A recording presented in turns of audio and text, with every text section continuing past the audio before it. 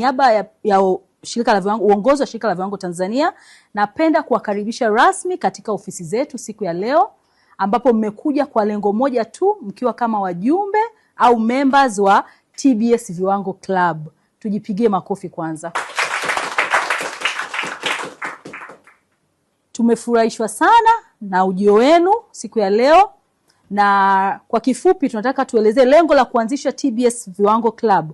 Ni kwa lengo la kuwajengea ninyi wanafunzi na walimu wa shule za msingi na sekondari hapa Tanzania kuwa na tabia ya kuthamini au kuzingatia ubora wa bidhaa pamoja na mifumo.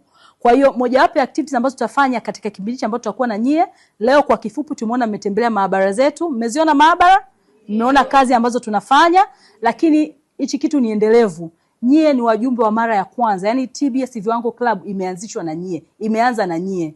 Na ndio maana tumechukua member kadhaa kwa ajili ya kufanya kama utangulizi.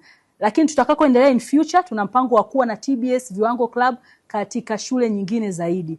Kwa hiyo kwa kuanzia shirika la viwango Tanzania tumeonelea tuanze na shule ambazo ziko karibu na sisi. Ndio maana tulienda shule ambayo tuko nayo jirani, shule ya msingi Ubungo na shule ya sekondari Kimara.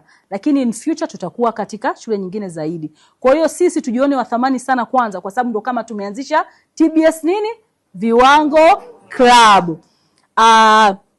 Pamoja na kutaka kuwajengea nyie kuwa na tamaduni ya kuangalia ubora kuanzia wadogo, tuna mpango pia, lengo la klabu hii ni kuwaelimisha kuhusu umuhimu wa viwango na usalama wa bidhaa na huduma mnazotumia kila siku.